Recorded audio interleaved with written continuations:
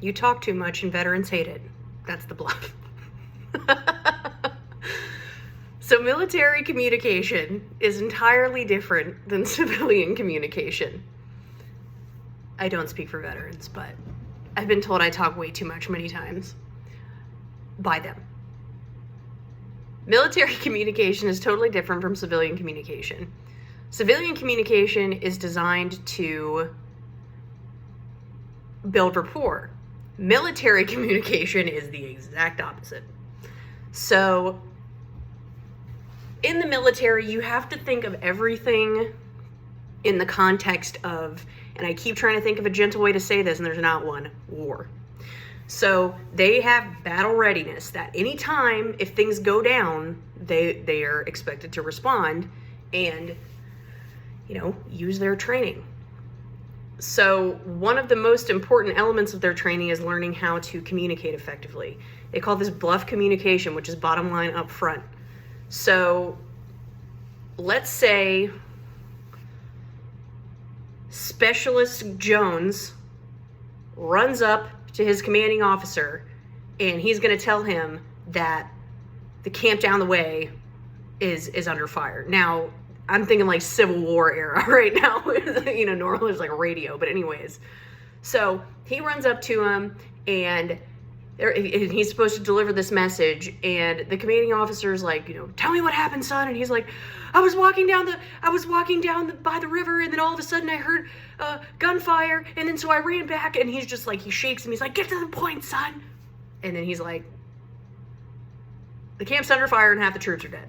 He's like, oh my God. Okay. So what that does is it immediately allows the person listening to you to respond quickly if they already know what they're supposed to do, and it just saves time.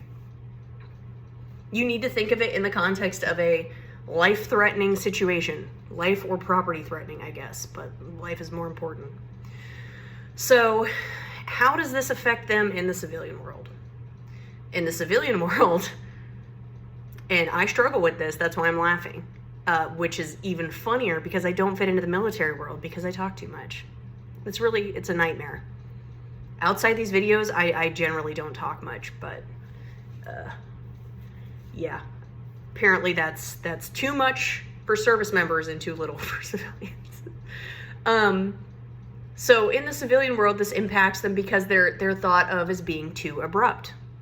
Well, like I just said to you, they are used to, and this typically comes off as a problem in the workplace. And that's because when they're working, they were taught to be efficient. It's not practical, it's not rational to go on long meandering conversations if you're trying to get something done. So for example, let's say I'm in the workplace and Karen has the only stapler at the desk, okay? I am gonna try to fit into civilian world. This is what most of them do. I'm going to try and fit into civilian world because my inclination is to say, Karen, stapler. I'd probably call her by her last name. Johnson, stapler. But instead I say, Karen, pass me the stapler. All of a sudden, Karen goes, huh, grabs the stapler, hands it to me, and then is a passive-aggressive jerk to me for the rest of the day. And I'm sitting here and I'm like, well, what the hell did I do? Because in my brain, I was just getting work done. Well, the appropriate thing to do in the civilian world is, hey, Karen, how are you today? Did you find the weather outside awful like I did? How are your kids? Could I please have that stapler? Extremely inefficient, and of course, it's dramatic. But the point is it's so inefficient. Like if you're trying to get a task done, it's mind numbing to have to go through that process for former military personnel. And active duty ones, obviously, they're like, what the hell? So yeah, if you think that and the funny thing is civilians pay for classes to learn how to talk like that.